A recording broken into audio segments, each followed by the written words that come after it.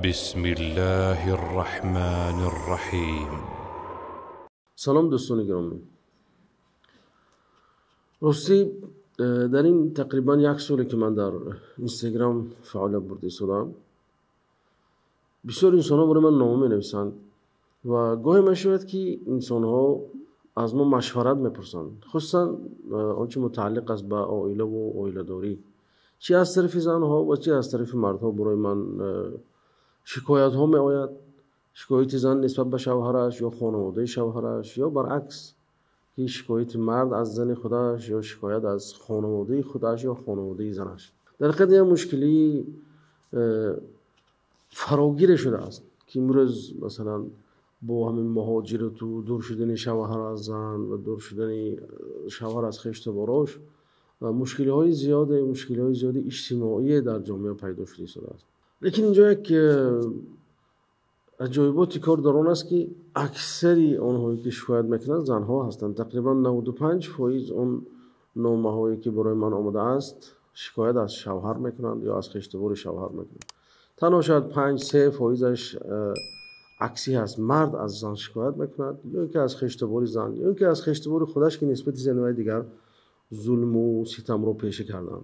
وقتی که من یکی از این نامه ها رو خوندم، وقتی که مرد به من نامه نوشته بود که زنش خیلی زنی بد اخلاق است، زنی زبان دراز است، مقاله باید آمد که در یک مجله عربی خونده بودم یا در یک روزنامه عربی که میگفت که تقریبا سالهای 2018 مرد در امریکا در ولایت نیوجرسی یک شیشه نوشابه افلیسون میخرد.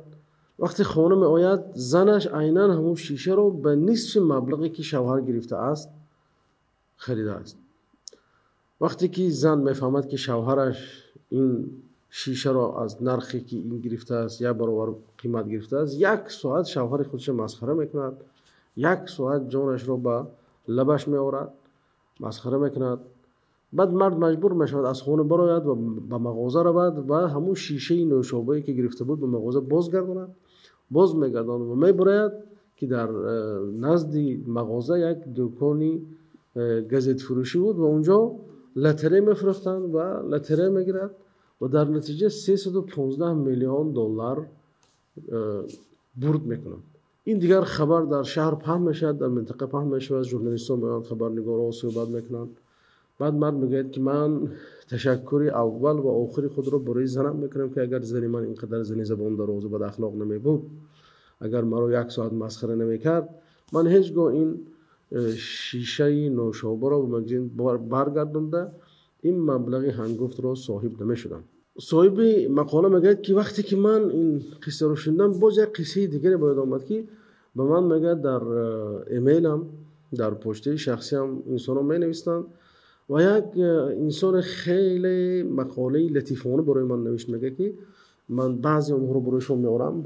میگه که فایده های زن زبان دراز و بد اخلاقی که این است که مرد رو مجبور میکنه که طعامش به گفت مردم آش تنش نشود، زهری بدنش شود و همیشه نیم گرسنه و نیم سیر گردد و با این تواند که قامت خود را و فرم خود را نگاه داره. به اصطلاح یک فایده دیگر زن زبان دراز این است که مرد در سیر رحم و رابطه خویشاوندی را مستحکم داشتن کمک میکند. چون وقتی خانم آید و زن زبان درازی و بد اخلاقی میکند، مرد مجبور میشه پیش مادرش میرود، پیش خواهرش میرود، پیش اون نزدیک دیگرش میرود تا اینکه از زبان درازی این زن خلاص شود. این هم گفت یعنی که یک راه خوبی است، یعنی که در هر یک بدی نیکی وجود دارد.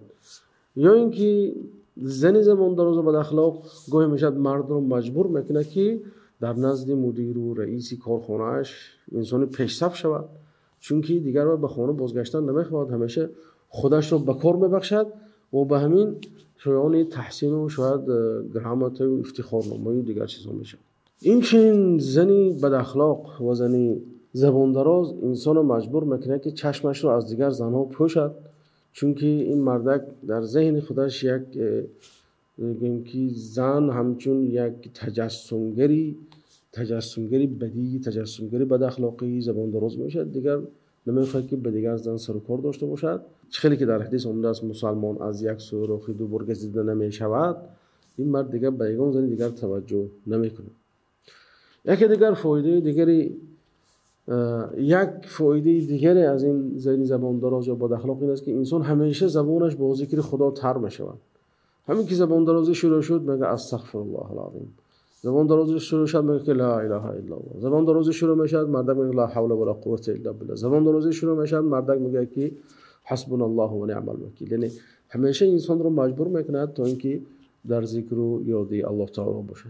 در آمد گپ دوستای عزیز میگن که دو دوست بودن با هم دیگر، سالهای زیاد هم دیگر ندیدن، بعد واخوردن، یکی به دیگریش گفت زنی که هم زبان دراز است. گفت این مرد گفت یگان خیلی دیگر نوع زن هست مگر؟ یعنی جز زنی زبان دراز دیگر نوع زن هست؟ خلاصه چی گفتنیم دوستای عزیز؟ مقصد این است که گاه چیزی که برای ما بد می نماید، بد می بینیم، احتمال زیاد از اون برای من نیکی‌های زیاد هم باید و برای برادرایی که با این نمود زنها مبتلا شده‌اند صبر و شکیبایی طلب بکنم. و السلام علیکم و رحمت الله.